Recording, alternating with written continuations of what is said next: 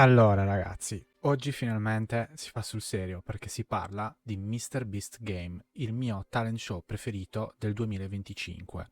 E oggi analizzeremo tutti i giochi più interessanti dei primi 3 episodi usciti ieri su Amazon Prime, potete guardarlo tutti, e poi darò una valutazione per ognuno, farò dei ragionamenti antropologici su quello che è avvenuto, perché questo programma è eccezionale proprio per come mette alle strette le persone che vi partecipano, ed è spettacolare per le situazioni che si vanno a creare in virtù delle dinamiche molto accentuate che MrBeast crea offrendo loro enormi quantità di denaro.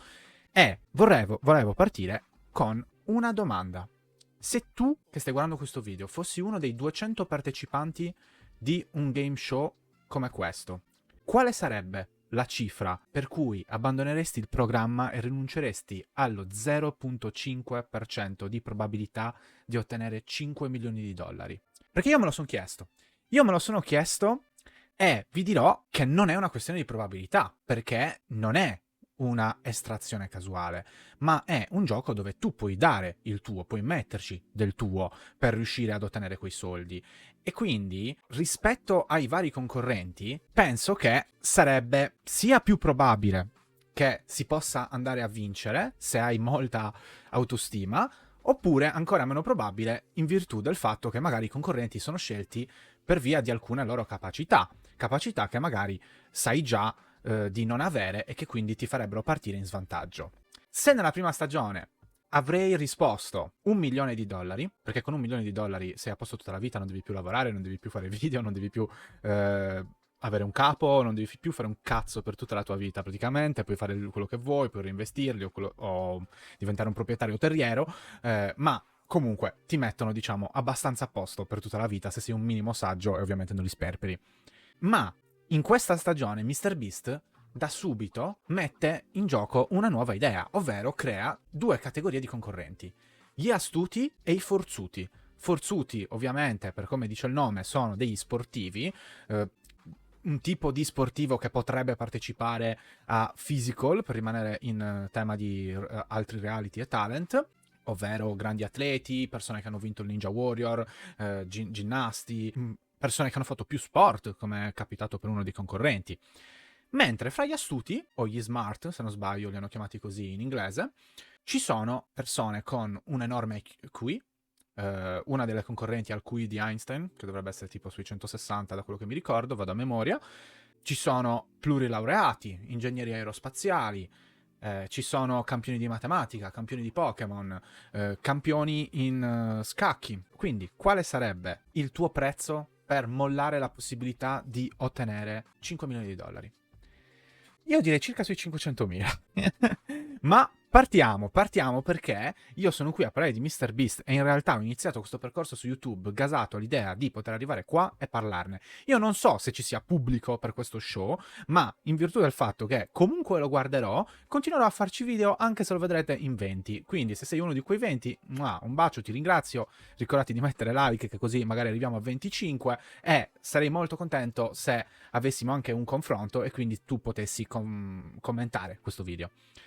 Detto ciò, questo gioco a me piace tantissimo e mi ha davvero sorpreso nella prima stagione, nonostante io non sia un fan di MrBeast, nonostante io abbia visto 2 video in croce di MrBeast, giusto quelli più calcolati dalla massa, quelli che hanno veramente tantissimi milioni di views, come quello con Cristiano Ronaldo, insomma. Nonostante questo, reputo che MrBeast sia stato a dir poco brillante e geniale nella creazione di questo game show, o talent, o come lo vogliate chiamare. Perché? Perché fa una cosa brillante. O lui, o chi per lui, ovviamente. Mi riferirò a MrBeast come se avesse fatto tutto per tutta la durata di questo episodio, ma in realtà ovviamente anche lui avrà dei collaboratori, degli autori, delle persone dietro che sanno il fatto loro e che mi immagino gli diano le idee migliori. Ma, al di là di questo, la cosa eccezionale è che lui ha preso un'idea che è molto simile a quella dei Play or Die, dei manga di quel genere, oppure gli show Play or Die, come, inutile citarvi, Squid Game, ma in quei manga, proprio per come dice il nome, tendenzialmente è gioca o muori. Giochi per ottenere qualcosa che spesso è un premio in denaro, come in Squid Game, ma se sbagli una prova, muori. Ovviamente, per motivi più che evidenti, non potrà mai esistere uno show che include la possibilità che uno dei concorrenti muoia. Ed è meno male anche, sarebbe sicuramente di intrattenimento, molto probabile, ma sarebbe anche totalmente non etico. Quindi, cosa fa lui in più degli altri programmi? Lui mette in gioco un quantitativo esagerato di soldi. E non lo fa solo come montepremi, perché ci sono 5 milioni di dollari che si possono vincere in questo game show. E se qualcuno ha visto la prima stagione, sappiamo che non sono solo quelli i soldi che ha vinto la prima stagione. Ma lui mette in palio costanti quantità e somme di denaro. Non ci sono solo 5 milioni come montepremi, ma sono molti di più, perché lui, durante il programma, continua a offrire denaro per cercare di far fare ai concorrenti determinate scelte, spesso molto amorali, del tipo: tradisci questo gruppo di persone e ti diamo $1 milione e tu puoi anche continuare a giocare. Lo fai? Accetti? Chi ha visto la prima stagione sa che cosa è successo. Adesso non voglio ancora spoilerare, ma fra poco andremo sullo spoiler, perché questo video, comunque vi avviso, è soprattutto per chi ha visto il programma, e partiamo a parlare del programma. Allora, come ho già detto, in questo episodio, primo episodio, ne sono usciti 3 e parleremo di tutti e 3, ci sono state delle novità. Le novità in questione sono che ci sono le 2 categorie, astuti e forzuti. 100 sono forzuti e 100 sono intelligenti. Come ha deciso di fare le prime 2 prove? Le prime 2 prove erano in base al gruppo tuo di appartenenza, quindi gli astuti hanno dovuto fare una prova in cui potevano passare solo metà di loro. In questa seconda stagione c'è molto il concetto di ogni prova passa la metà dei concorrenti che stanno partecipando a quella prova. Non impazzisco per questa idea, perché elimina davvero tantissimi personaggi e non capisco come sia possibile che gli episodi siano 10, nonostante già al termine della del terzo episodio i personaggi all'interno del programma si siano molto più che dimezzati.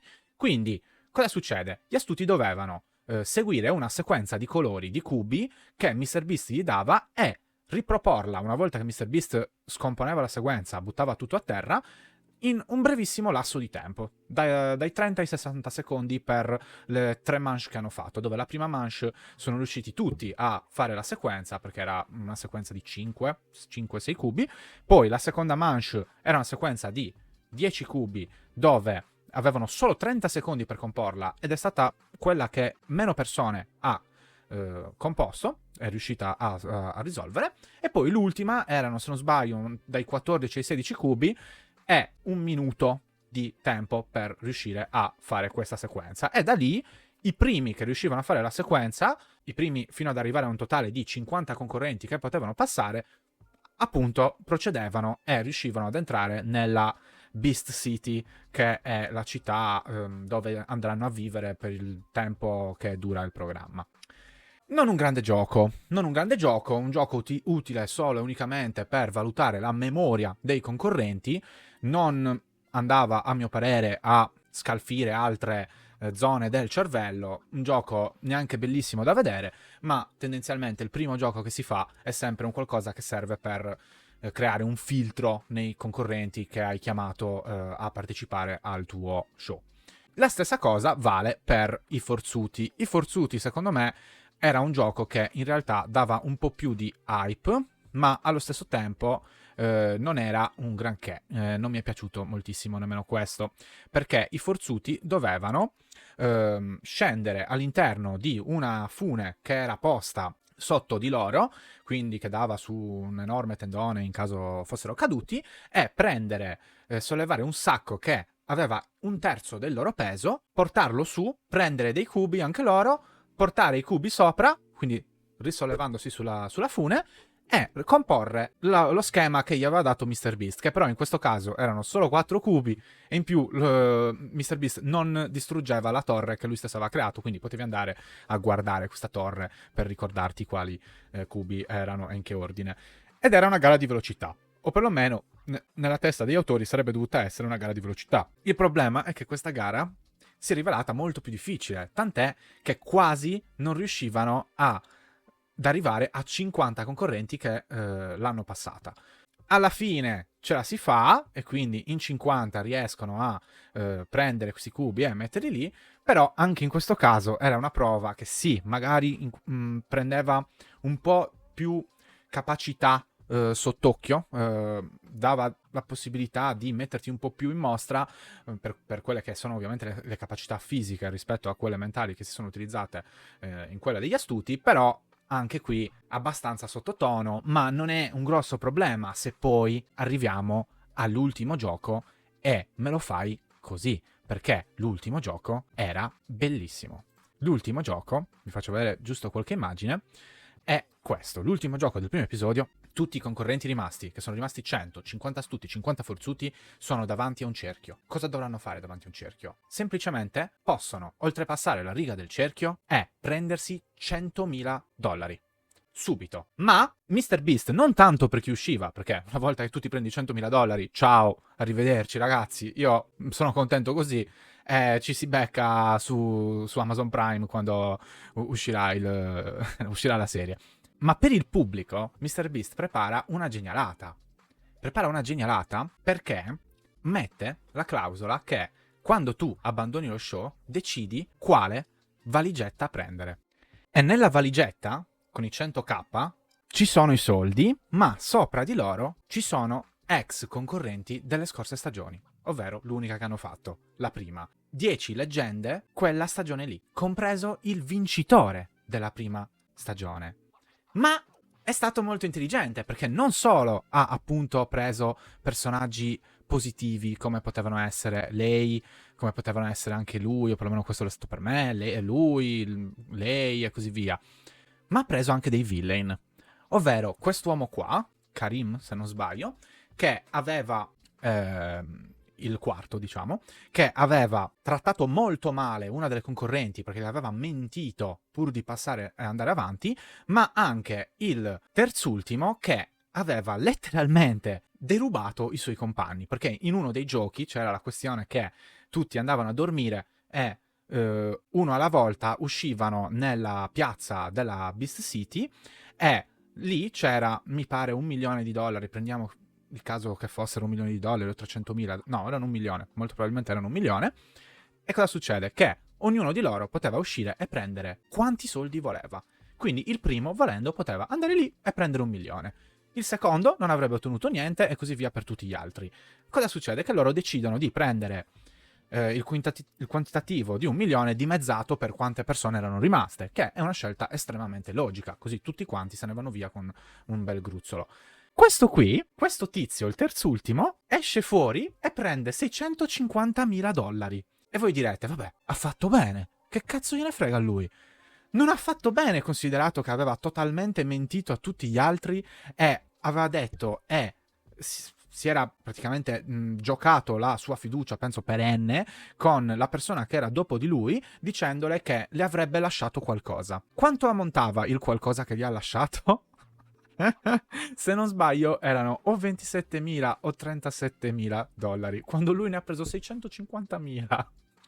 Ragazzi, minchia, faceva davvero incazzare, ma è stato uno dei momenti più belli, appunto, di tutti i talent che ho visto l'anno scorso, insieme a quelli che ci sono in Money Road, che anche lì c'era da incazzarsi forte. Invece, fra i concorrenti più rispettabili, fra quei 10, c'erano, a mio parere, coloro che sono riusciti a rifiutare $1 milione. Beh, qua iniziamo a partire con gli spoiler seri, ragazzi, quindi se non avete visto gli episodi non continuate il video. O fate quello che volete, io non vi posso fermare ovviamente, però ve lo sconsiglio, perché 2 di questi, ovvero il primo qua, non mi ricordo se vedete il mio... Beh, il primo è quello che sta qua nel braccio di MrBeast, avevano avuto l'opportunità di giocare come caposquadra per un team di persone, ovvero si erano divisi in 4 team, tutti i concorrenti rimanenti, che nella prima stagione erano 1000, non 200, e in quel momento ce n'erano circa 500, non mi ricordo, comunque una grossa fetta di concorrenti, avevano scelto dei capi del loro gruppo, tra cui in realtà anche la donna qua, la donna bassa, wrestler con i dread, o con le treccine in realtà. Questi 3 avevano fatto questa... erano stati scelti come capitani delle loro squadre, e cosa dovevano fare i capitani? C'era una cifra su uno schermo che continuava a salire, e salire, e loro, se avessero premuto il pulsante, avrebbero preso i soldi scritti sullo schermo. Questo cosa significa? Significa che potevano andarsene via con un bellissimo gruzzolo, ma c'erano altre questioni, altri quid che MrBeast ha messo all'interno di questo programma, ovvero che una volta che hanno scelto i capi dei gruppi, questi in realtà erano immuni all'eliminazione.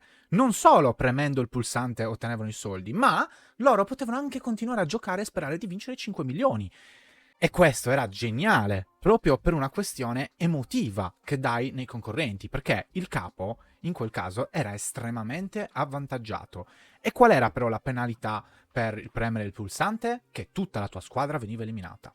Tu prendevi $500,000, ok, lo prendi, ma tutta la tua squadra viene eliminata. E, oltre a questo, un'altra regola brillante era che solo il primo che premeva il pulsante fra i capi avrebbe poi preso i soldi. Quindi avevi anche la strizza dell'aspettativa che magari gli altri ti rubavano quei soldi, premevano per primi il tasto. Molto brutto, un gesto molto brutto. Sarebbe stato veramente devastante se tu avessi voluto addirittura premere il tasto e qualcuno ti rubava quei soldi. E MrBeast, inoltre, che è un pezzo di merda, ma in senso positivo, continuava a giocare con le loro menti affinché questi premessero quel dannato pulsante. Dei 4 capi o 3 che c'erano, chi avrà premuto il pulsante? Spoiler, nessuno. Quei 3 che sono lì, fra loro 3, nessuno ha premuto il pulsante nemmeno quando la cifra è arrivata a $1 milione. A mio parere, se rifiuti $1 milione per degli sconosciuti, per non infrangere il sogno di 50, 100, 20 sconosciuti, che inoltre sono anche tuoi avversari, perché solo uno vincerà 5 milioni, sei pazzo. O perlomeno ti manca un po' di logica. Oppure sei molto ricco e di quei soldi alla fine non te ne fai un cazzo. Ma se sei una persona comune, quindi non sei estremamente ricco, è davvero una scelta molto molto strana. E nonostante io creda che fossero un po' pazzi, perché io avrei accettato, io ve lo dico, io sul milione avrei accettato, ma perché $1 milione mi cambia la vita, non me ne frega un cazzo se poi 50 persone mi odiano, ma poi neanche ti odieranno tutti, perché molti di loro avrebbero fatto lo stesso.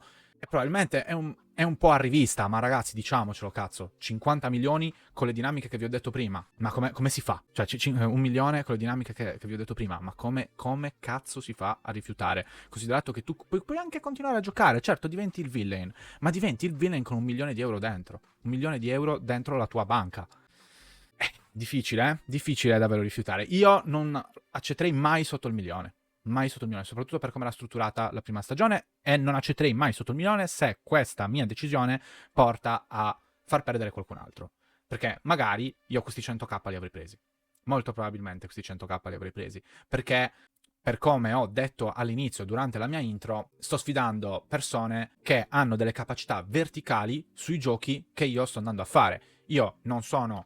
sono abbastanza sportivo, ma non abbastanza da competere con un doppio vincitore di Ninja Warrior, e mi reputo una persona potenzialmente intelligente, con delle capacità strategiche che le ha sviluppate nel corso degli anni, ma assolutamente non in grado di sfidare magari un campione del mondo dei Pokémon, che sembra una cazzata, ma in realtà una persona che è arrivata all'apice mondiale in un gioco così complicato è un enorme talento. Così come parto svantaggiato su moltissime categorie di giochi, come quello della memoria, contro persone che hanno un QI di molto sopra la media. E quindi, 100k, te ne vai a casa e fa niente, raga, ciao. Soprattutto in questo caso in cui non ho idea di come MrBeast stia strutturando i giochi. I giochi di MrBeast non sono sempre meritocratici. Delle volte sono anche molto a culo, delle volte sono preimpostati sull'ottica che qualcuno ti tradisca, e io non ho tutta questa fiducia sulle persone, e quindi quei 100k, dritti nella mia banca. Detto ciò, tornando alla questione di rifiutare o meno $1 milione, che praticamente vi sto anche facendo una sorta di foreshadow di quello che parleremo, non in questo episodio ma nel prossimo, queste persone, in effetti, soprattutto quello tutto a sinistra, io mi ci sarei affidato con tutto me stesso. Perché? Perché è una persona estremamente religiosa. Una persona estremamente religiosa ha dei dogmi morali fortissimi per poter rifiutare $1 milione. E inoltre, chi rifiuta $1 milione, in questo caso, nonostante lo possa considerare poco logico, ha tutta la mia cazzo di stima. Tutta! Cioè, per me sei una persona moralmente fortissima. fortissima. Magari sarai illogico, magari sei irrazionale, magari non hai concepito quanto quello può davvero cambiarti la vita senza che tu ne abbia chissà quale conseguenza. Non importa. Per me sei una persona rispettabile e da stimare e che ha totalmente la mia fiducia. Su questo non ci metto nessun dubbio. Detto ciò, andiamo a parlare della manche successiva. Ovviamente non vi sto a dire che fra 100 persone 10 di loro hanno deciso di abbandonare il programma per prendere 100k cash immediatamente e quindi se ne sono andati e sono entrate tutte e 10 le leggende. E MrBeast ha preparato 4 nuove prove. Queste 4 nuove prove o giochi, che dir si voglia, si basavano su questi concetti: balls, palle, balance, bilanciamento, bluff, blocks, ovvero blocchi. Di nuovo i blocchi tornano ancora una volta. E i concorrenti dovevano scegliere dove posizionarsi e una volta posizionati in quel spicchio di questa schermata che state vedendo anche voi, avrebbero partecipato a quel gioco lì. Ovviamente i concorrenti hanno fatto un briciolo di strategia, anche se il programma per ora mi sta un po' deludendo per quanto riguarda proprio il lato strategico. Non sta dando o facendo prove che possano far brillare delle menti strategiche.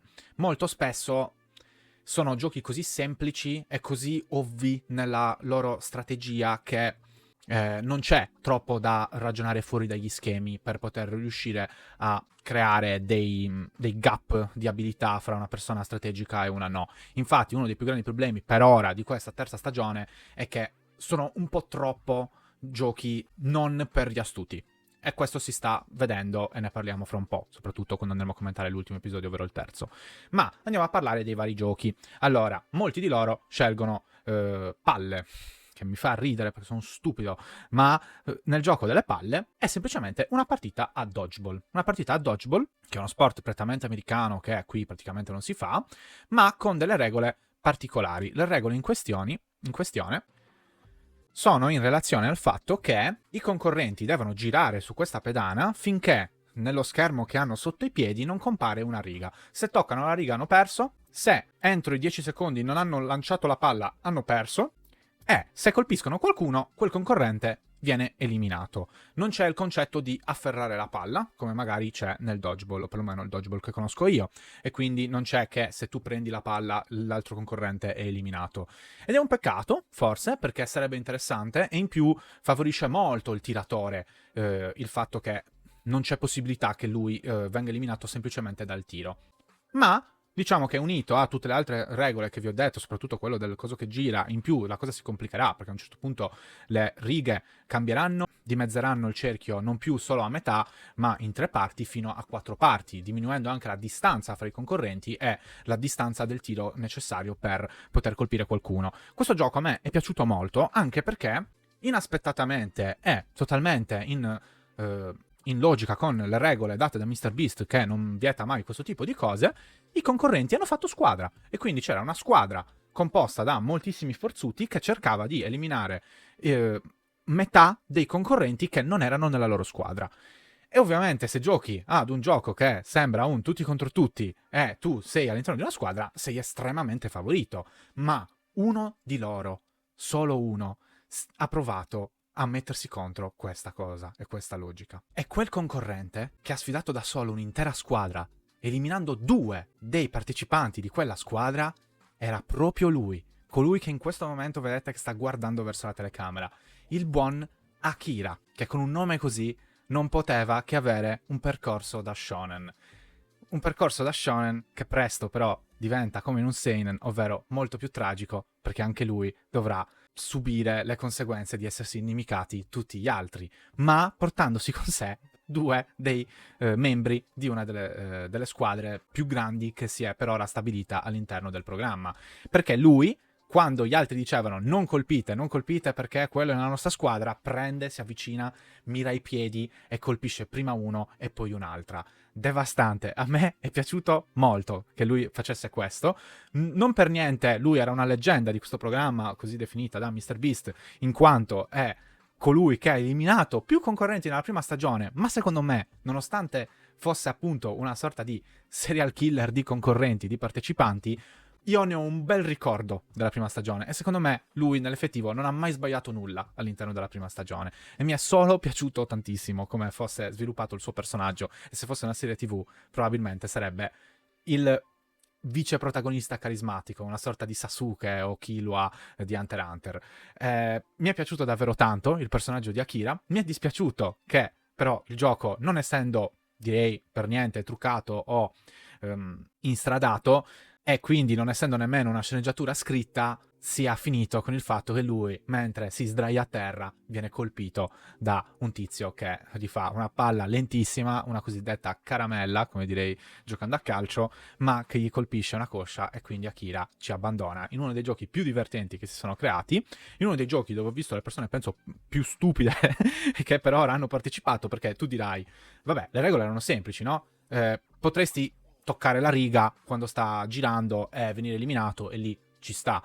Però qual era l'altra regola che ti eliminava? Se non tiri la palla entro 10 secondi, che tirare la palla significa semplicemente fare così, pom, e lasciar cadere la palla, viene eliminato. È una regola facilissima. Quando mai uno, dopo aver rifiutato 100k, perché nella sfida precedente qualcun altro si è approfittato di 100k per far entrare altri nuovi concorrenti, quando mai con questo pensiero in testa potrai essere eliminato in questo modo, ovvero non tirando la palla, dimenticandoti della regola più semplice di questo gioco? Almeno in tre fanno questo che ho appena detto. È stato veramente molto imbarazzante vederli sbagliare in questo modo. Invece, passando al gioco di bilanciamento, o di equilibrio anzi, tutti pensavano che sarebbe stata una prova fisica, magari sul fare le verticali, e invece era una prova parascientifica, nel senso che sì, è una prova scientifica, però è estremamente difficile da testare e fare in maniera logica. Perché? Perché loro avevano una bilancia con un cuore che hanno detto essere dai 5 ai 10 kg e un'altra piattaforma dove c'erano delle pietre di varie dimensioni. Loro semplicemente dovevano a turno, una volta divisi in 10 squadre da 2 concorrenti, mettere una pietra sull'altro lato della bilancia e vedere se il cuore cadeva oppure no. Se il cuore fosse caduto, il concorrente che ha messo l'ultima pietra sarebbe stato eliminato. Questo era il gioco, molto insignificante come gioco, devo dire. L'unico minima strategia era che effettivamente mettendo le pietre sul lato più interno della piattaforma tendenzialmente avevi appunto per leggi fisiche meno probabilità che il peso del cuore fosse abbastanza grande da poter spostare, cioè poter cedere al peso delle pietre. Però a me è sembrato che per lo più fosse abbastanza casuale, anche i più astuti, più intelligenti non hanno per niente dominato all'interno di questa prova e tantissimi forzuti sono passati, una prova abbastanza dimenticabile che non mi è piaciuta tantissimo. E poi passiamo al gioco del bluff. Il gioco del bluff, che sarebbe stato, per chi se lo fosse chiesto, quello che avrei scelto io se fossi stato uno dei concorrenti, era anche nettamente il più brutto di tutti. Questo è il gioco più fallimentare della storia di MrBeast Games. È stato terribile, orrendo, tanto che MrBeast ha dovuto cambiare le regole in corso, non aiutando minimamente quella che era sia la parte ludica sia la parte di intrattenimento, perché il gioco consisteva nel fatto che sullo schermo che abbiamo visto anche negli scorsi giochi c'erano 4 colori diversi, verde, rosso, blu, giallo se non sbaglio, e ogni concorrente gli veniva posta una fascia sulla testa e una fascia dove a poco, una volta bendati, gli veniva posto, come vedete nell'immagine, un cerchio di un determinato colore. In cosa consiste questo gioco? Semplicemente loro, una volta sbendati, dovevano chiedere a qualcuno di fiducia di dirgli qual era il suo colore e in caso dire a quel qualcuno qual era il colore di lui. Alla fine del tempo che MrBeast dava, queste persone dovevano essere sopra il cerchio del colore giusto oppure venivano eliminate. Quindi il bluff dove stava? Nel fatto che qualcuno poteva mentire, poteva andare a dirti che tu eri un rosso e invece eri un verde e finivi lì sul verde e saresti stato eliminato in questo modo. Il problema è che nessuno va a mentire. Perché dovrei andare a mentire? E soprattutto ormai si è creato magari anche già un legame. E se io trovo una persona con cui sono amico, quella persona, quanto è difficile che mi vada a mentire nell'effettivo, se anche io gli posso dare un'informazione utile per se stesso.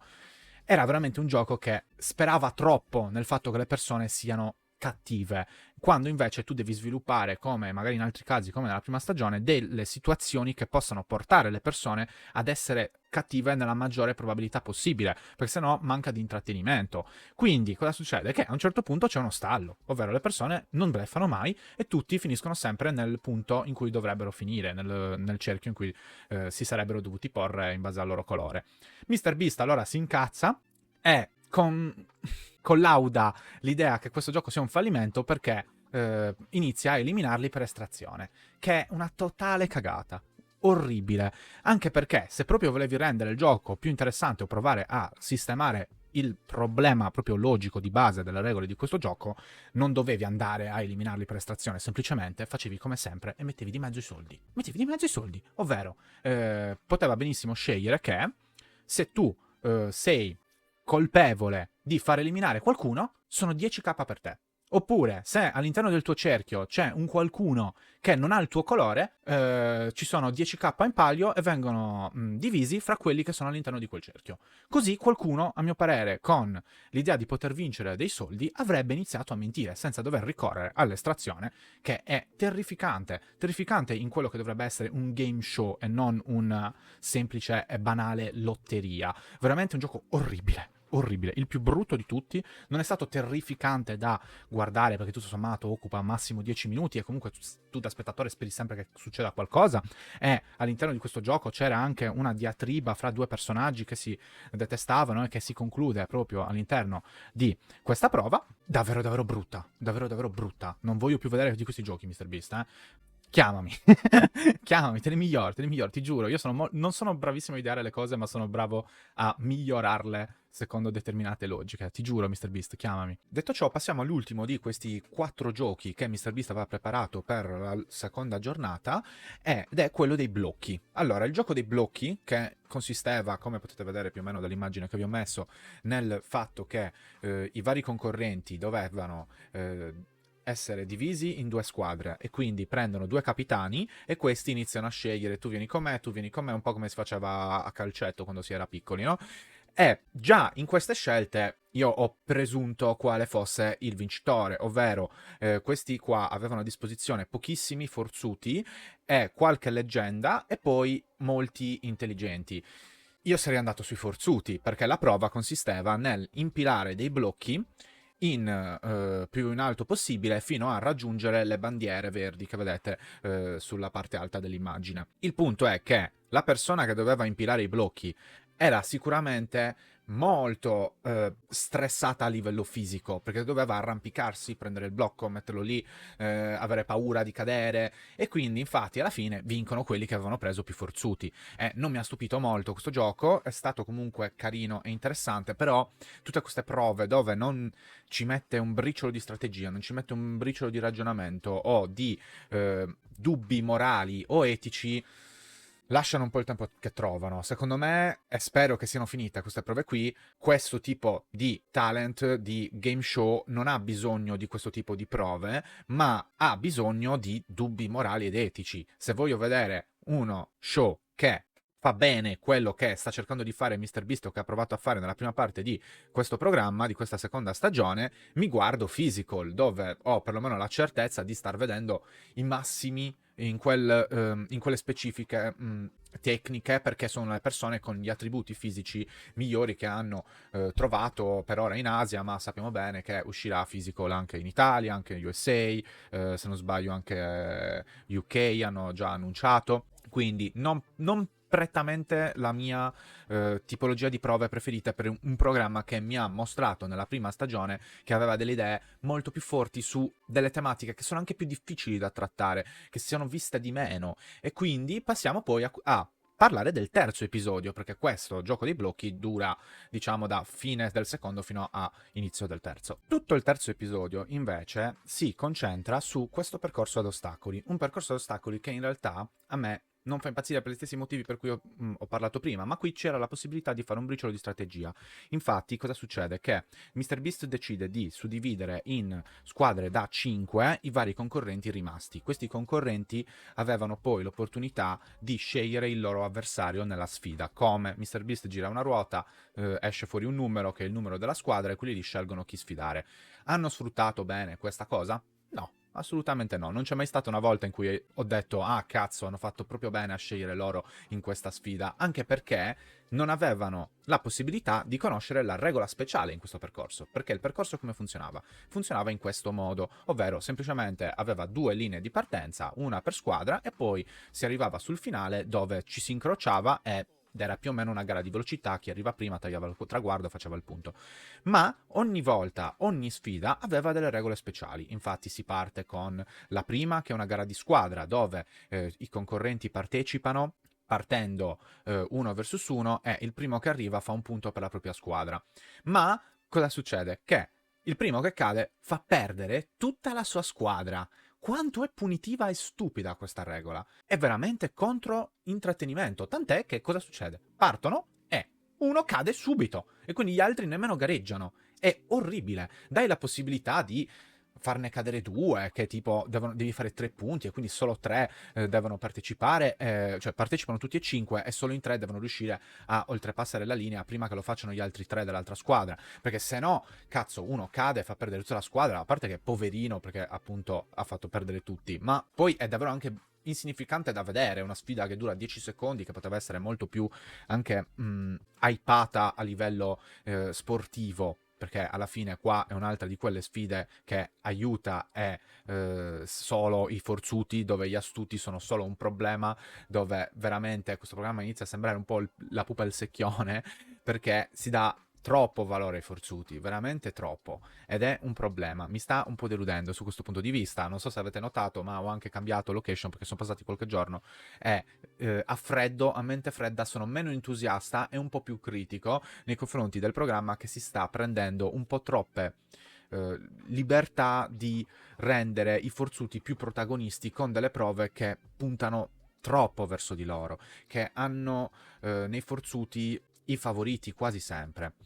Una delle strategie che applicano all'interno di questa sfida, ed è una strategia interessante in virtù anche di cosa è successo all'interno della prima delle 5 sfide, è quella di attendere. Ovvero, attendi che l'altro perda. Ed era una buona strategia che viene applicata da una squadra, ma questa stessa squadra ha la sfiga enorme di non elaborare bene questa strategia, perché è una wrestler che sfida una ginnasta e la wrestler decide di stare ferma sperando che la ginnasta cada.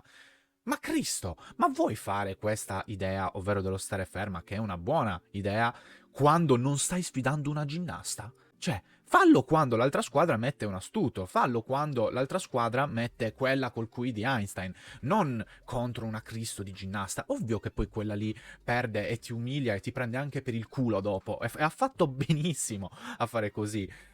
Perché io seguo molti sport e credo che comunque lo sfottò sia un qualcosa.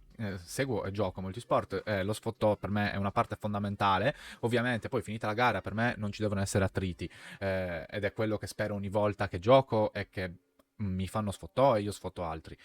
Perché secondo me la sportività è anche questo. La sportività non è trattenersi dal dire o fare cose, ma è che si possono fare delle cose molto diverse dalla vita reale e dire anche delle cose più pungenti rispetto alla vita reale all'interno dello sport, ma che poi si concludono in un bel terzo tempo, come fanno nel rugby, dove si menano per tutta la durata della partita, ma poi alla fine si abbracciano e fanno le loro cose. Questo per me è sport, non è limitarsi e togliere tutta la propria umanità da dentro, fingere che delle cose non ti colpiscano, andare alle telecamere e dire che siamo tutti belli e bravi e poi in realtà magari vi odiate. Questo è uno schifo ed è molto umano anche lo schifo, però torniamo sul punto.